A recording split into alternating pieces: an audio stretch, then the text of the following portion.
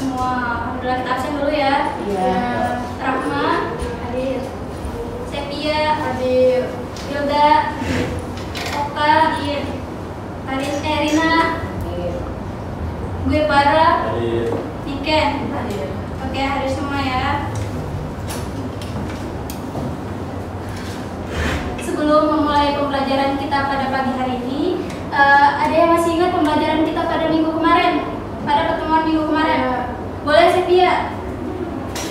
Jadi materi pada pertemuan sebelumnya yaitu tentang debit dan kredit. Betul sekali. Sepia masih tahu nggak apa itu debit dan juga kredit? Debit itu berada di sisi kiri, sedangkan kredit itu berada di sisi kanan. Betul sekali. Ada yang tahu ya? Yang lain ada yang tahu debit dan kredit? Oke, cukup mungkin Sepia ya. Jadi debit itu merupakan akun yang berada di sebelah kiri dan kredit akun yang berada di sebelah kanan. Jadi pencatatan kedua ini, transaksi kedua ini dimasukkan ke dalam debit dan kredit, itu hasilnya harus sama agar laporan nantinya seimbang. Nah, selanjutnya pada pagi hari ini kita akan belajar tentang pencatatan transaksi keuangan ke dalam jurnal. Yang mana tujuan pembelajaran kita pada pagi hari ini agar teman-teman bisa mengetahui apa itu jurnal, teman-teman bisa menentukan jenis jurnal yang tepat untuk setiap transaksi, dan juga teman-teman bisa mencatat transaksi ke dalam jurnal yang benar. Untuk yang pertama yaitu ada pengertian jurnal. Menurut Egy Hanggara tahun 2019, jurnal adalah buku yang digunakan oleh suatu perusahaan untuk mencatat transaksi yang terjadi berdasarkan urutan tanggal terjadinya transaksi. Kemudian, jurnal juga merupakan catatan sistematis dari setiap transaksi keuangan yang terjadi di dalam suatu perusahaan. Pencatatan ini dilakukan secara kronologis berdasarkan bukti transaksi dan sesuai dengan prinsip debit dan kredit di dalam suatu akuntansi. Jadi, secara singkatnya, jurnal merupakan suatu pencatatan transaksi yang terjadi di dalam suatu perusahaan. Selanjutnya, yang kedua, ada fungsi-fungsi jurnal di dalam suatu perusahaan. Yang pertama yaitu ada fungsi analisis, fungsi mencatat, yang ketiga fungsi historis, dan yang terakhir fungsi informasi. Di mana fungsi analisis ini merupakan pencatatan pada jurnal yang merupakan hasil analisis pada transaksi berupa pendebitan dan pendebitan akun. Selanjutnya, fungsi yang kedua yaitu sebagai fungsi mencatat, di mana fungsi ini digunakan transaksi perusahaan pada jurnal umum agar pembukuan perusahaan dilakukan dan berjalan dengan baik. Yang ketiga yaitu fungsi historis, di mana fungsi ini menggambarkan aktivitas suatu transaksi di perusahaan. Dan yang terakhir yaitu fungsi informasi, di mana jurnal ini dibuat untuk memberikan informasi secara jelas kepada pembaca jurnal tentang transaksi yang akan terjadi. Kemudian ada jenis-jenis di dalam jurnal. Ada yang mau bantu buat bacain? Yolanita boleh? Saya Bu.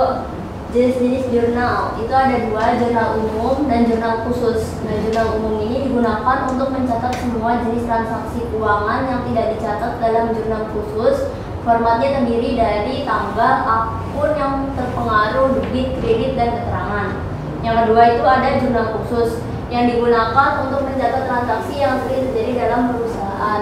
Nah, dalam jurnal khusus itu ada beberapa jenis. Yang pertama itu ada jurnal penjualan, yaitu mencatat transaksi penjualan barang atau jasa secara kredit. Terus yang kedua ada jurnal pembelian, mencatat transaksi pembelian barang atau jasa secara kredit. Yang ketiga ada jurnal penerimaan kas, mencatat transaksi penerimaan uang tunai. Dan yang keempat ada jurnal pengeluaran kas, mencatat transaksi pembayaran dengan uang tunai. Ya, terima kasih Yola. Adapun jenis-jenis di dalam jurnal, yaitu ada jurnal umum dan juga jurnal khusus, di mana jurnal umum ini digunakan untuk mencatat transaksi di dalam suatu perusahaan yang tidak termasuk ke dalam catatan jurnal khusus. Selanjutnya ada jurnal khusus. Nah, jurnal khusus ini digunakan untuk mencatat transaksi yang ada di suatu perusahaan. Nah, jurnal khusus ini terdiri dari beberapa jenis. Yang pertama yaitu ada jurnal penjualan. Nah, jurnal penjualan ini digunakan untuk mencatat setiap transaksi penjualan barang ataupun jasa suatu perusahaan. Yang kedua, yaitu ada jurnal pembelian. Jurnal pembelian ini digunakan untuk mencatat transaksi pembeli. Yang kedua yaitu jurnal pembelian, di mana jurnal pembelian ini digunakan untuk mencatat transaksi setiap pembelian barang atau jasa secara kredit. Yang ketiga yaitu ada jurnal penerimaan kas, di mana jurnal ini digunakan untuk mencatat setiap transaksi penerimaan oleh suatu perusahaan. Dan yang terakhir yaitu ada jurnal pengeluaran kas, di mana jurnal ini digunakan untuk mencatat setiap transaksi pengeluaran oleh suatu perusahaan. Selanjutnya ada cara mencatat transaksi keuangan. Ada yang mau membaca? Boleh, Rahma. Cara mencatat transaksi keuangan yang pertama, identifikasi transaksi berdasarkan bukti transaksi yaitu faktur, nota, atau kwitansi. Yang kedua, tentukan akun yang terpengaruh dalam transaksi tersebut. Yang ketiga, tentukan apakah akun tersebut harus didebit atau dikredit. Dan yang keempat, catat transaksi dalam jurnal dengan format yang benar. Oke, terima kasih Rama. Selanjutnya ada cara mencatat transaksi keuangan. Yang pertama yaitu dengan cara mengidentifikasi transaksi. Kita mengidentifikasi transaksi ini bisa melalui nota, kwitansi, dan juga faktur. Setelah kita melakukan identifikasi transaksi, selanjutnya kita menentukan akun. Apakah akun ini masuk ke dalam kas, biaya peralatan, dan biaya perlengkapan. Selanjutnya, setelah kita menentukan akun yang terpengaruh, apakah itu kas, biaya peralatan, dan perlengkapan, selanjutnya kita menentukan apakah akun tersebut berada di sebelah debit dan juga kredit. Selanjutnya, setelah kita menentukan letak posisi debit ataupun kredit, kita melakukan pencatatan dengan format yang benar. Nah, di sini ada contoh tabel jurnal umum. Kelihatan nggak? Oke. Di sini untuk yang pertama yaitu kita tulis dulu nama perusahaannya apa. Ini merupakan contoh tabel dari jurnal umum. Nah, di dalam jurnal umum terdapat beberapa kolom tabel. Yang pertama yaitu kolom tanggal, kolom akun dan keterangan, kolom referensi, kolom debit, dan juga kolom kredit. Di dalam kolom tanggal ini kita bisa mencantumkan tanggal, bulan, dan juga tahun terjadinya transaksi. Selanjutnya yang kedua yaitu ada kolom akun dan keterangan, di mana nanti kita akan menuliskan misalnya akun kas, peralatan, perlengkapan, dan juga modal. Di kolom referensi, karena ini masih merupakan jurnal umum, kita masih kosongkan karena pada bagian kolom referensi ini kita tulis ketika sudah melakukan pemindahan atau posting ke dalam buku besar. Selanjutnya ada kolom debit dan juga kredit. Nah, kolom debit dan kredit ini kita tulis berdasarkan hasil atau berdasarkan jumlah dari harga pembelian, misalnya peralatan ataupun perlengkapan transaksi yang dilakukan oleh suatu perusahaan. Paham sampai sini? Paham. Atau ada yang masih bingung atau mau ada yang ditanyakan? Paham ya? Oke, pintar-pintar juga.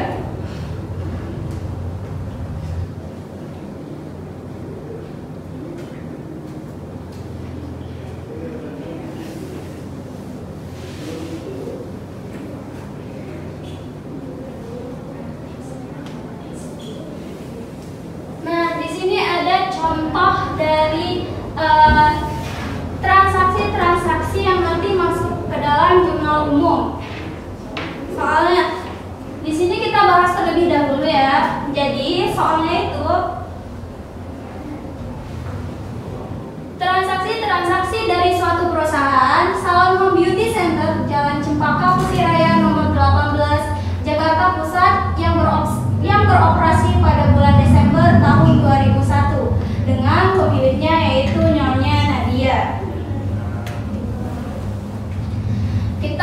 Untuk langkah pertama kita buat terlebih dahulu kolom-kolom untuk pencatatan jurnal, di mana kolomnya itu terdiri seperti tabel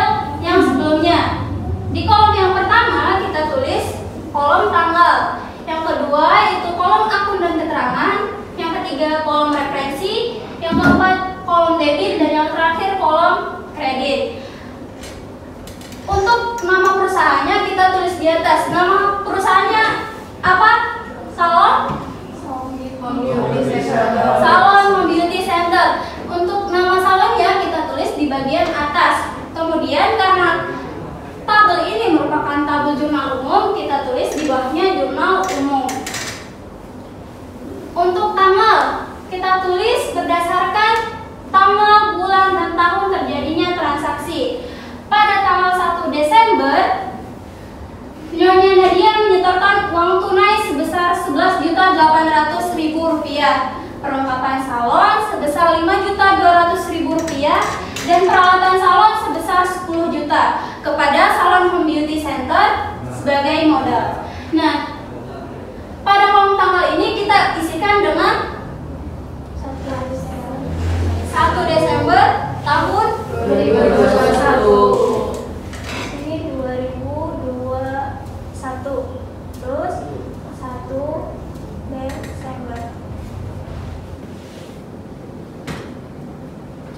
Nah, untuk kolom akun dan keterangan kita tuliskan merupakan akun ini tuh keterangannya yang terjadi pada tanggal 1 itu tuh merupakan transaksi apa. Berdasarkan contoh soal pada tanggal 1, akun keterangan yang pertama itu kita tuliskan sebagai misal Nyonya Nadia menyetorkan uang tunai sebesar Rp11.800.000. Itu kasnya masuk atau kas keluar? Berarti masuknya ke dalam kas. Kita tuliskan di akun dan keterangan kas.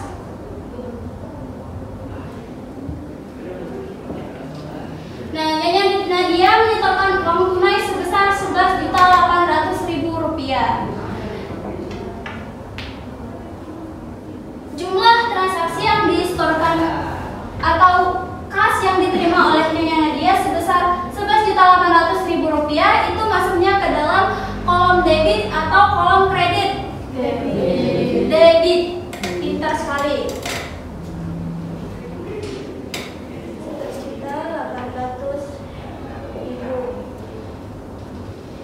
Selanjutnya, perlengkapan salon.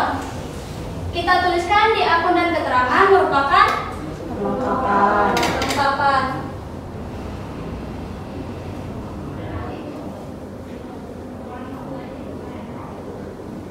Perlengkapan salonnya sebesar berapa? Rp5.200.000. Masuk ke dalam kolom debit apa kredit? Debit. Sebesar Rp5.200.000.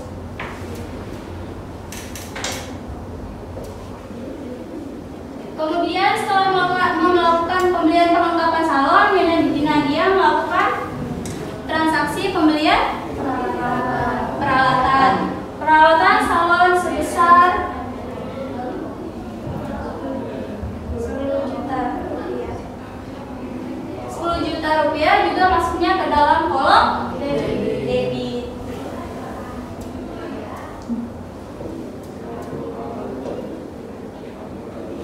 Nah, untuk transaksi pada 1 Desember tahun 2021 di akun keterangan ini terdiri dari kas, perlengkapan, dan juga peralatan. Kemudian di kolom bagian bawah kanan kita tulis sebagai modal. Betul sekali, Rahma.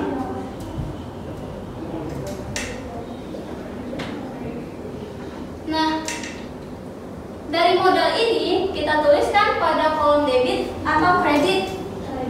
Kredit sebesar, ayo jumlahin.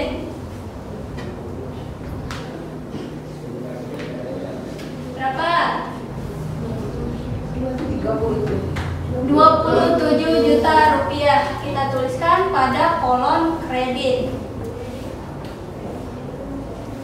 Kenapa kolom referensi kosong? Karena pada jurnal umum kita masih mengosongkan bagian kolom referensi. Kemudian setelah kita melakukan pencatatan transaksi, untuk bagian kolom referensi ini nantinya diisi ketika kita sudah melakukan pemindahan ataupun juga posting ke dalam buku besar. Oke, sampai sini paham nggak? Paham. Kita lanjut dulu di tanggal 3 Desember ya. Pada tanggal 3 Desember kita lakukan seperti transaksi yang pertama, yaitu terdiri tanggalnya transaksi itu pada tanggal 3 Desember. Pada tanggal 3 Desember diterima pinjaman dari Bank Sejahtera Cabang Jakarta Pusat sebesar 20 juta rupiah. Kira-kira ketika perusahaan menerima pinjaman dari suatu bank, kas kita bertambah atau berkurang? Bertambah. Berarti pada akun dan keterangan kita tulis kas terlebih dahulu.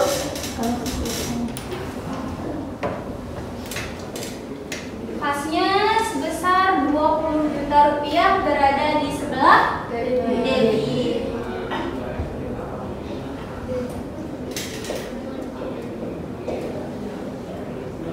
Selanjutnya pada akun yang ada di sebelah kanan kita tuliskan utang usaha.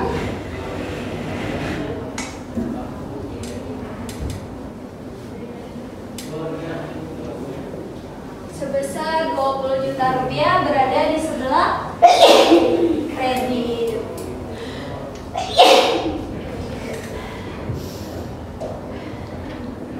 Nah, kira-kira beginilah contoh transaksi pencatatan transaksi ke dalam jurnal umum berdasarkan contoh soal yang ada. Kira-kira teman-teman sudah paham dan mengerti? Sudah, baik. Karena teman-teman sudah paham, Ibu ada yang namanya game. Nama gamenya itu yaitu Journal Adventure, di mana teman-teman nanti akan melakukan kira-kira jurnal mana sih yang tepat dan benar digunakan. Kemudian setelah menentukan jurnal yang tepat, transaksi yang tepat maksudnya ke jurnal apa, teman-teman bisa menghubungkan transaksi tersebut ke dalam jurnal, menghubungkan transaksi ke dalam mind map yang ada. Di sini ada contoh mind mapping journal adventure. Kelihatan nggak? Enggak. Coba salah satu maju buat ngeliat. Jawab boleh? Boleh. Kelihatan kan? Jadi sini ada jenis-jenis jurnal, di sini ada transaksi, dan kemudian di sini ada spinner. Nah, guna spinner di sini teman-teman ada yang tahu nggak? Jadi spinner ini kita gunakan untuk melakukan spin. Kira-kira teman-teman akan menjawab soal transaksi itu di nomor yang berapa? Di sini kan terdiri dari jenis-jenis jurnal. Yang pertama yaitu jurnal penerimaan kas, jurnal pengeluaran kas, jurnal penjualan, jurnal pembelian, dan juga jurnal umum. Sebagai contoh, pada tanggal 2 Januari, direktur disetor modal tunai oleh pemilik perusahaan sebesar 10 juta rupiah. Ini kenapa bisa masuk ke dalam jurnal penerimaan kas? Karena pada transaksi tersebut disetor modal tunai oleh pemilik, berarti kasnya bertambah. Kemudian transaksi yang kedua, pada tanggal 14 Januari, perusahaan membeli barang dagang secara kredit sebesar Rp2.500.000, masuk ke dalam jurnal pengeluaran kas karena kenapa masuknya transaksi ini ke dalam jurnal pengeluaran kas? Kenapa? Saya Bu. Boleh, Mbak Farah. Karena dari transaksi tersebut dilakukan secara tunai, sehingga kasnya yang dipakai langsung keluar dari perusahaan sehingga masuk ke jurnal pengeluaran kas. Tepat sekali. Boleh tepuk tangan buat Mbak Farah. Kenapa transaksi pada tanggal 14 Januari ini masuk ke dalam jurnal pengeluaran kas? Karena dia melakukan transaksi secara tunai, otomatis kasnya itu berkurang atau keluar. Paham nggak? Selanjutnya kita akan melakukan spin. Ada yang mau spin atau yang bersedia buat maju ke depan? Nanti akan ada hadiah yang Ibu kasih. Kasih nggak? Kasih dong. Ada yang bersedia buat maju? Ada yang bersedia buat maju? Saya Bu. Boleh, Rama, boleh maju ke depan. Yes, gimana ya kita tuh enaknya? Ya, gitu. Kayak gini. Oke, teman-teman bisa melihat ya. Yang pertama itu Rama akan melakukan spin. Kira-kira dia akan mendapatkan nomor transaksi yang keberapa? Soal nomor 3. Kita ambil terlebih dahulu soal dia nomor 3.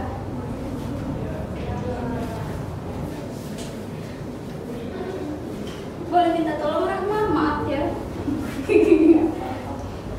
Oke, soal nomor 3 itu yaitu perusahaan melakukan pembelian perlengkapan secara kredit sebesar Rp500.000. Nah, dari transaksi ini kira-kira jurnal yang tepat itu masuknya kemana? Kalau perlengkapan secara kredit masuknya ke Jurnal pembelian.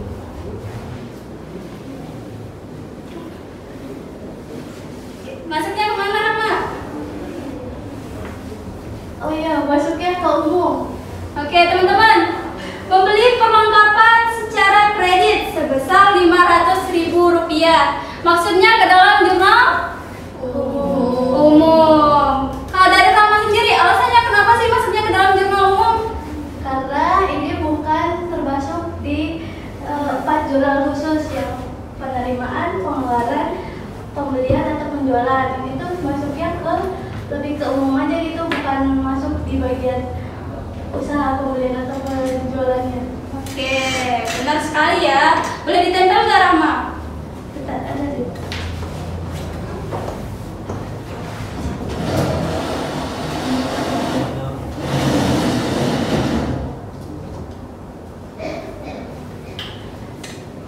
Dari transaksi yang ada yaitu membeli perlengkapan secara kredit sebesar Rp500.000.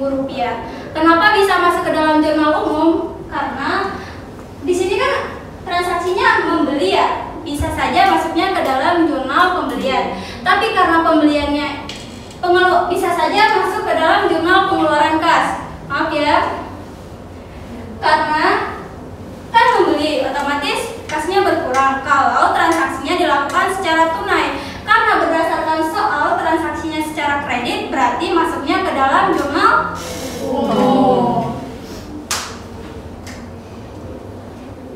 Dah. Menempel. Aduh. Ya, di sini.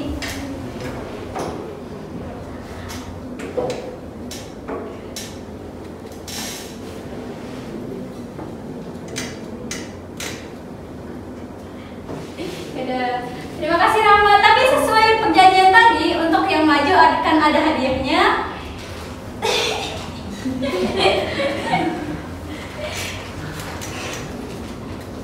Ini gimana ya, nggak mencopot?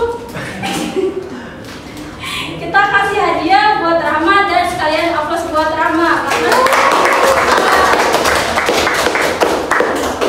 Selanjutnya masih ada soal transaksi.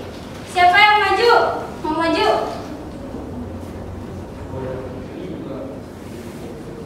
Ada yang mau maju?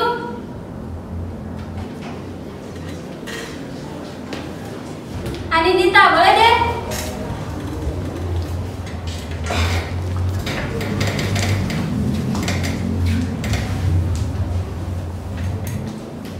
Nih, jadi di sini kan ada soal transaksi. Untuk langkah yang pertama atau langkah awal yang akan dilakukan, boleh Mbak Adin melakukan spin untuk pemilihan soal transaksi yang keberapa. Bismillah. Nomor 2.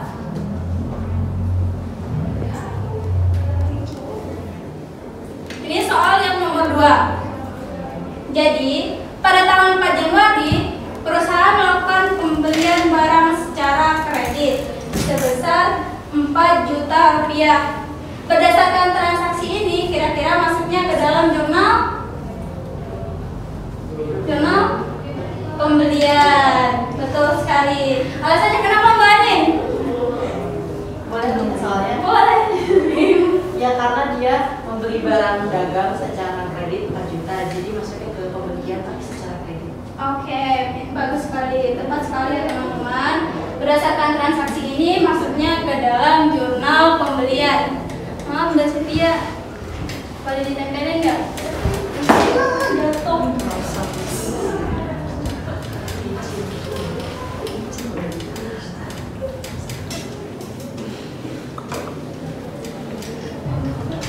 Berdasarkan transaksi yang ada yang terjadi pada tanggal 4 Januari, perusahaan melakukan pembelian barang dagang secara kredit sebesar 4 juta rupiah. Kenapa bisa masuk ke dalam jurnal pembelian? Karena perusahaan melakukan pembelian barang, bukan perlengkapan ya. Oke, terima kasih Mbak Rinita, boleh applause teman-teman. Kita beri hadiah. Oke, sama-sama Mbak Anin. Nah, dari sini kita sudah bisa mengetahui bagaimana menentukan transaksi yang sesuai dengan jurnalnya. Jadi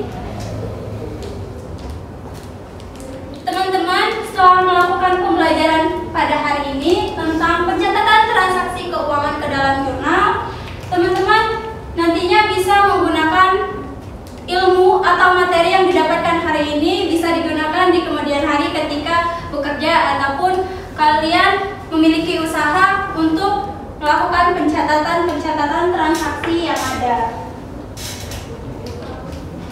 Oke. Jam berapa ya ini? Jam 10 ya? Iya. Aduh, udah mau habis nih. Oke.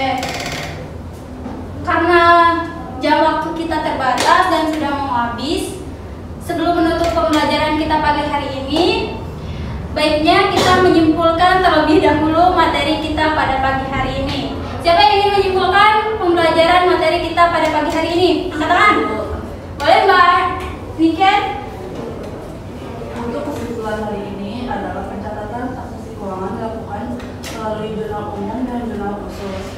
Jurnal umum mencatat transaksi yang tidak termasuk jurnal khusus seperti pembelian motor kredit. Sementara jurnal khusus terbagi dari jurnal penerimaan kas, pengeluaran kas, penjualan dan pembelian sesuai jenis transaksinya.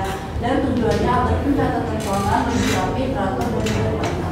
Oke, terima kasih Mbak Niken. Jadi betul sekali kesimpulan kita pada pagi hari ini yaitu bagaimana cara mencatat transaksi. Nah, jurnalnya itu terdiri dari jurnal umum dan juga jurnal khusus.